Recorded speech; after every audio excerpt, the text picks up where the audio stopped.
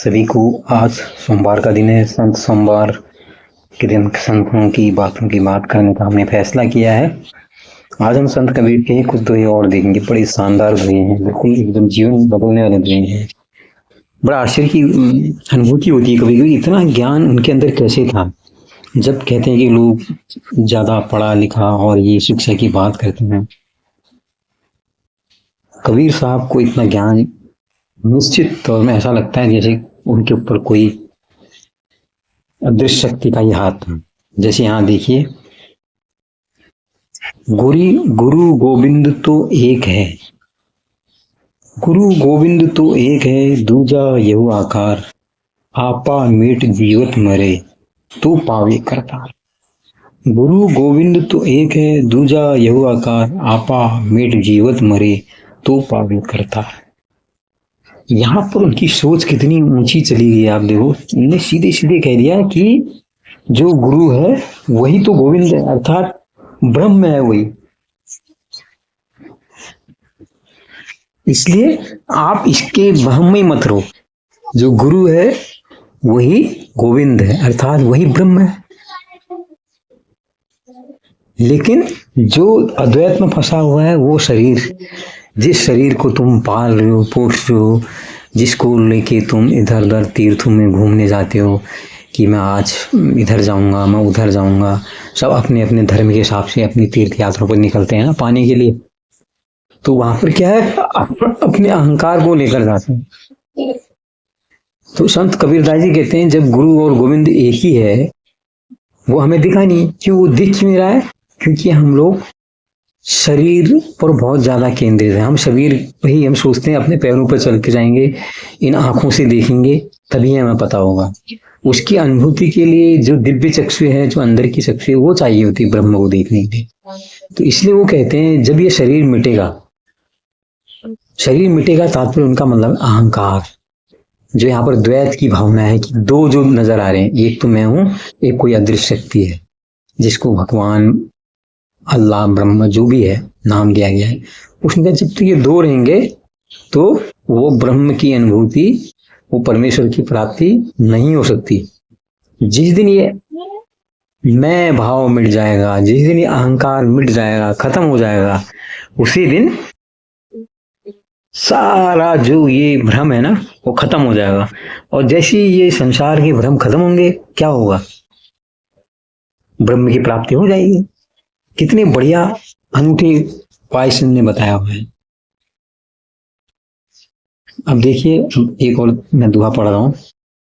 कबीर सतगुर ना मिलिया, रही अधूरी शीस, स्वांग जति का पहरी करी, घरी घरी मांगे भीस। कबीर सतगुर ना मिलिया, रही अधूरी शीस, स्वांग जति का पहरी करी, घरी घरी मांगे भी। भावार्थ यहाँ पर क्या है? संत कबीरदास जी कहते हैं कि यदि शिष्य को सदगुरु की प्राप्ति नहीं होती है तो इसकी शिक्षा अपूर्ण रह जाती है, अधूरी रह जाती है। तपस्वी वेश धारण करके द्वार द्वार पर भिक्षा मांगने वाले सदगुरु नहीं हो सकते। लोग जैसे ब्रह्म आ जाते हैं, डर जाते हैं, उनके घरों में जो आते हैं ना, साधु के वेश में, जोगी के वेश में, घरों में भिक्षाम दे देते हैं। वो कहते हैं वो थोड़े कोई गुरु है, उसको गुरु मत समझना। वो तो गुरु के वेश में उसने एक भ्रम किया हुआ है। वो तो जो भीख मांग रहा है ऐसे, वो तो सदगुरु हो ही नहीं सकता, वो सदगुरु हो ही नहीं सकता। इसके मतलब आप क्या है, मिथ्या गुरु को ढूंढ रहे हो। आप ढूंढ रहे हो, ये बड़ा भयंकर बोल देते हैं, कुछ श्लोक बोल देते हैं, कुछ उच्चारण कर देते हैं। आप कहते हैं अरे बड़े महात्मा आए। वो महात्मा क्या है, वो अपने रोटी के जुगाड़ में लगे हैं, आपसे मीठी मीठी वाणी बोल रहे हैं। आप सोच रहे हो मेरे घर में गुरु आ गए, मेरे तो मजे आ गए।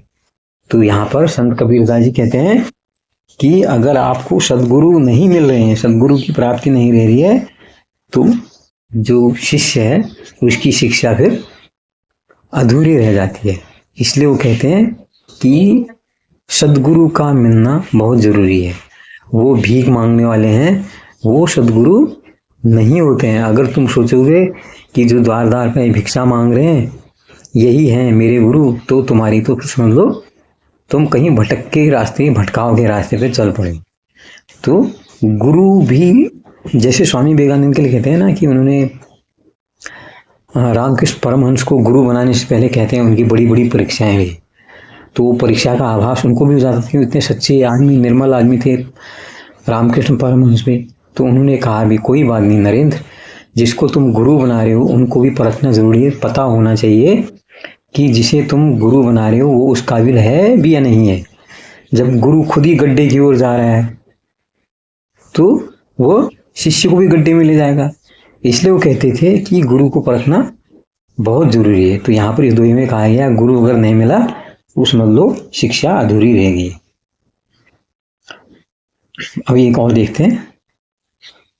सतगुरु सांचा सूरीवा ताते लोही लुहार, कसणों दे कंचन किया ताई लिया तत्सार। सतगुरु सांचा सूरीवा ताते लोही लुहार, कसणों दे कंचन किया ताई लिया तत्सार। दोहे का भावार्थ है सदगुरु तो क्या है, वो सच्चा शूरवीर है जो अपने शिष्य को अपने प्रयास से, अपने ज्ञान से अपना जैसा ही बना देता है।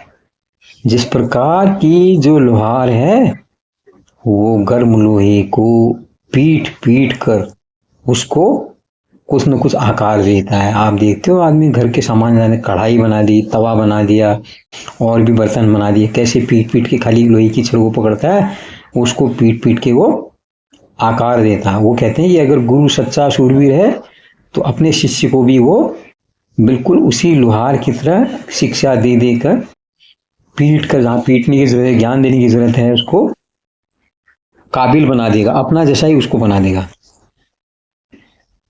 तो इसलिए संत कबीरदास जी कहते हैं कि सदगुरु शिष्य को परीक्षा की अग्नि में तपा तपा कर स्वर्णकार की भांति उसे इस योग बना देते हैं कि वह शुद्ध कंचन की कसौटी पर खरा उतर कर ब्रह्म को प्राप्त कर ले।